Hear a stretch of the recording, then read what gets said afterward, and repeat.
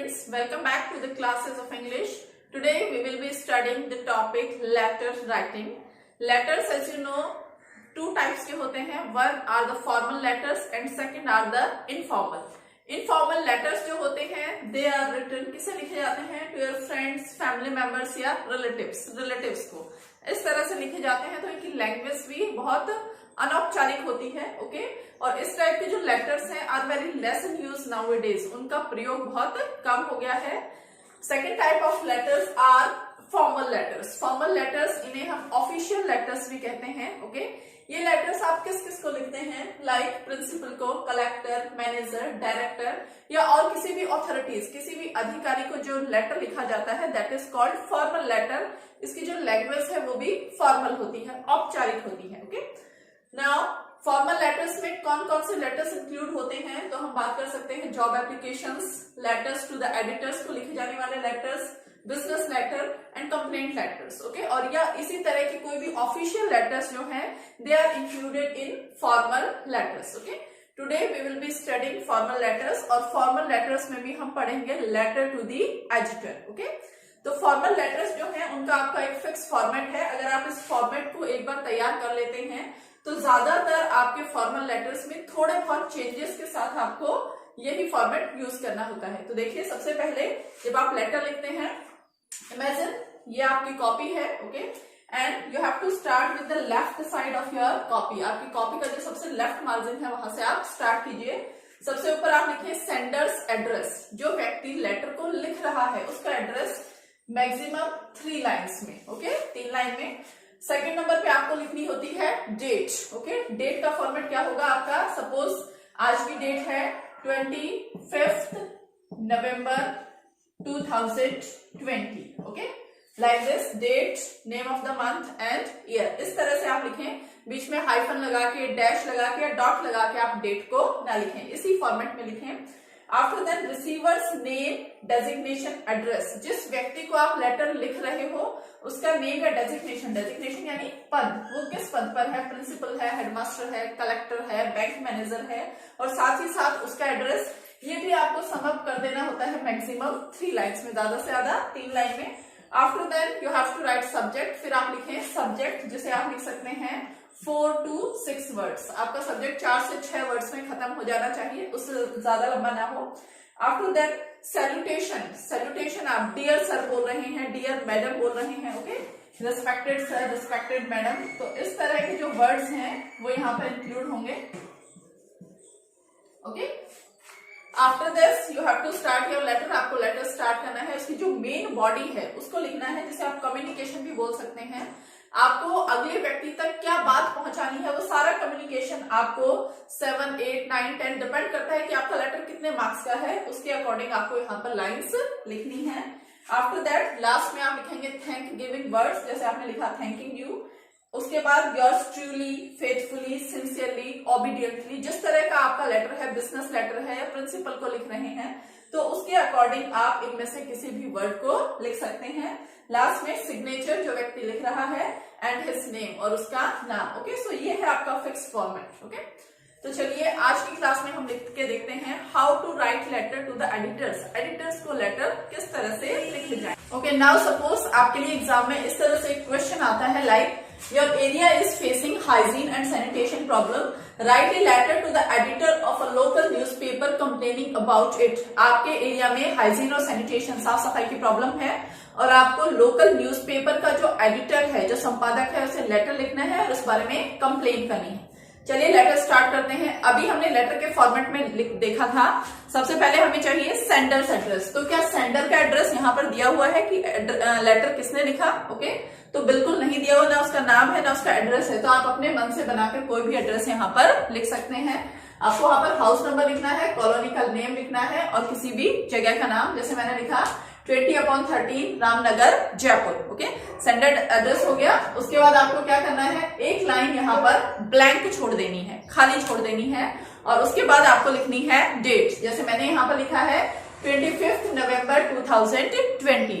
Date को इसी format में लिखें, डॉट लगा के या बीच में डैश लगा के डेट को ना लिखें. डेट लिखने के बाद फिर से आपको एक लाइन ब्लैंक छोड़नी है. और तीसरा काम आपको करना है रिसीवर्स एड्रेस. लेटर को रिसीव कौन कर रहा है, किसको मिलने वाला है ये एड्रेस या किसको भेजा जा रहा है, तो उसका पद क्या है, डेजिग्नेशन, और उसका एड्रेस क्या है।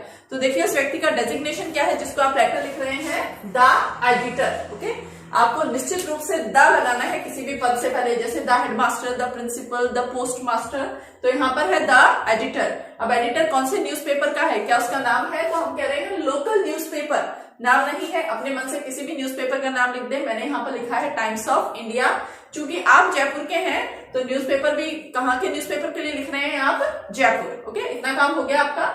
उसके बाद आपको फिर से एक लाइन ब्लैंक छोड़ देनी है और आगे आपको लिखना है सब्जेक्ट। अब सब्जेक्ट क्या है वो आपको क्वेश्चन से ही मिलेगा, किस बारे में आप लिख रहे हैं, problem of hygiene and sanitation, कि आपके यहाँ किसकी प्रॉब्लम है, साफ सफाई की। तो ये हो गया आपका subject, problem of hygiene and sanitation. Subject जैसा कि आपको बताया मैक्सिमम 6 वर्ड्स या 7 वर्ड्स तक आप जा सकते हैं, इतना ही लिखें। उसके बाद आपको फिर से एक लाइन यहाँ पर ब्लैंक छोड़ देनी है। ओके, यहाँ पर एक लाइन फिर ब्लैंक छोड़ेंगे और फिर लिखेंगे सैल्यूटेशन, डियर सर या dear madam. Okay, respected sir, respected madam. Okay, यहाँ पर आप लिख रहे हैं डियर सर, कॉमा लगाएं और फिर से एक लाइन यहाँ पर ब्लैंक छोड़ दें, खाली छोड़ दें। कई बार ये भी हो सकता है कि आपका सब्जेक्ट जो है नीचे आ जाए, डियर सर ऊपर चला जाए। ओके, तो दोनों फॉर्मेट्स आपके सही हैं, आप किसी भी फॉर्मेट को कैरी कर सकते हैं। ओके, तो डियर सर लिखा आपने, कॉमा लगाया, उसके बाद आपको अपना जो कम्युनिकेशन है, जो मेन बॉडी है, वो लिखना स्टार्ट करना है। अब आप कम्युनिकेशन को 3 पार्ट्स में डिवाइड कर सकते हैं। देखिए यहां से यहां तक है आपका फर्स्ट पार्ट, ये हो गया आपका पूरा सेकंड पार्ट, और जो लास्ट में मैंने लिखा है, ये आप मान लीजिए आपकी कॉपी का सेकंड पेज है, ये है आपका थर्ड पार्ट। ओके, तो जब भी आप एडिटर के लिए लेटर लिखें तो आप अपना ये फर्स्ट पार्ट और थर्ड पार्ट आपको हमेशा लिख के आना है, एकदम फिक्स है। तो आप इस पार्ट को और इस पार्ट को तो निश्चित रूप से याद कर ले। अब देखिए क्या लिखा हुआ है यहाँ, through the column of your esteemed newspaper, कि आपका जो प्रतिष्ठित न्यूज़पेपर है उसकी कॉलम के द्वारा I would like to draw the attention of authorities, जो अधिकारी लोग हैं उनका ध्यान आकर्षित करना चाहता हूँ, towards the problem of hygiene and sanitation in Ramnagar colony, कि रामनगर कॉलोनी आप कहाँ के हैं, रामनगर के, तो उस कॉलोनी में जो प्रॉब्लम है उसकी तरफ अट्रैक्शन, ध्यान आकर्षित करना चाहता हूँ। ओके, नाउ सेकंड पैरा में आपको क्या लिखना है, जो भी आपकी प्रॉब्लम है, जो भी आपका इश्यू है, उससे रिलेटेड सारी बातें आपको सेकंड पैरा में लिखनी है। अब सेकंड पैरा में भी देखिए मैंने लिखा है, this has made our lives unbearable, हमारी लाइफ असहनीय हो गई है, people are facing a lot of troubles, लोगों को बहुत सारी परेशानियां हो रही हैं। तो ये 2 लाइंस भी आप एज इट इज लिख के आ सकते हैं किसी भी तरह की प्रॉब्लम में, चाहे ग्लोबल वार्मिंग पे आ जाए, चाहे थ्रेट पे आ जाए, या किसी भी तरह की प्रॉब्लम पे, यहाँ पे यूज ऑफ लाउड स्पीकर्स पे आ जाए, तो हर तरह की प्रॉब्लम में आप ये दोनों लाइंस लिख सकते हैं।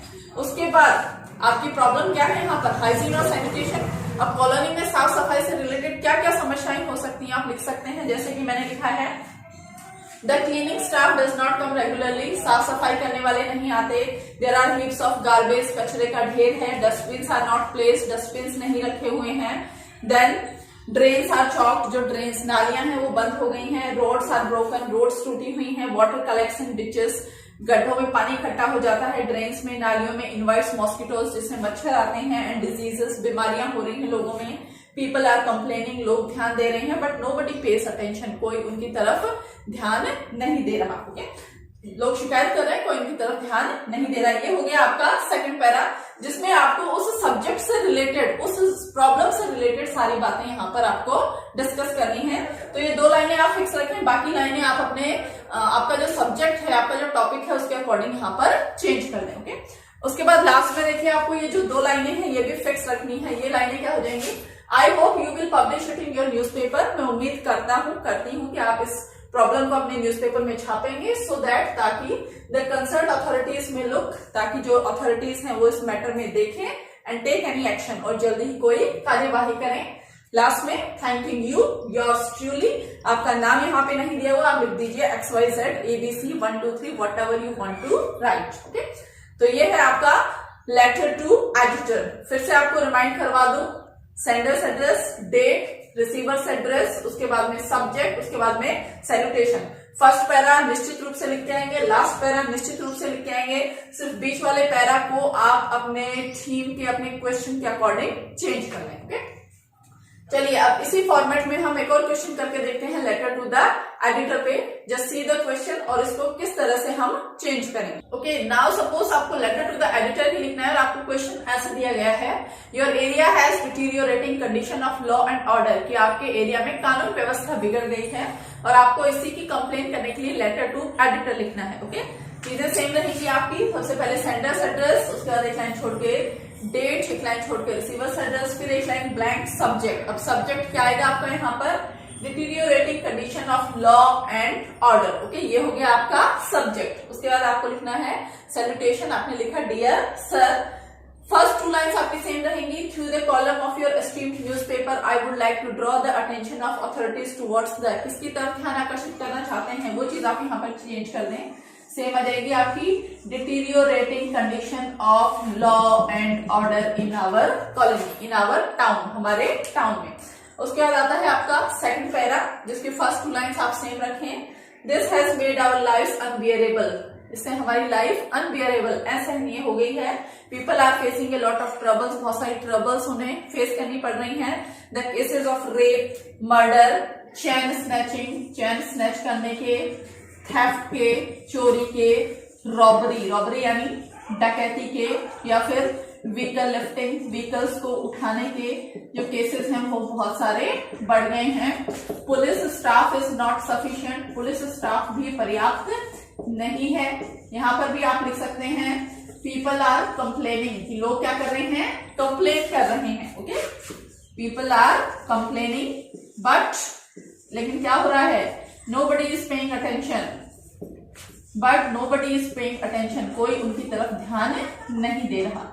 तो इस तरह से ये हो गया आपका सेकंड पैरा। ओके, जिसमें आपने क्या किया है, इस प्रॉब्लम से रिलेटेड सारी बातें लिख दी हैं। Okay, now third para again, आपको जो पहला आपने लेटर में लिखा था सेम वही लिख दें। I hope you will publish it in your newspaper, अपने न्यूज़पेपर में छापेंगे, सो दैट, ताकि कंसर्न अथॉरिटीज इस मैटर में देखें और जल्दी ही कोई एक्शन ले लें। Thanking you, yours truly XYZ। Okay, I hope in 2 examples के through you could have understand very well, बहुत अच्छे से आपको समझ में आ गया होगा कि लेटर टू द एडिटर कैसे लिखें। ओके, नेक्स्ट वीडियो में हम मिलेंगे आपके साथ सेकंड टाइप के लेटर्स के साथ, जो कि हैं जॉब एप्लीकेशन। तब तक keep on waiting for our next video and keep on studying. Good bye.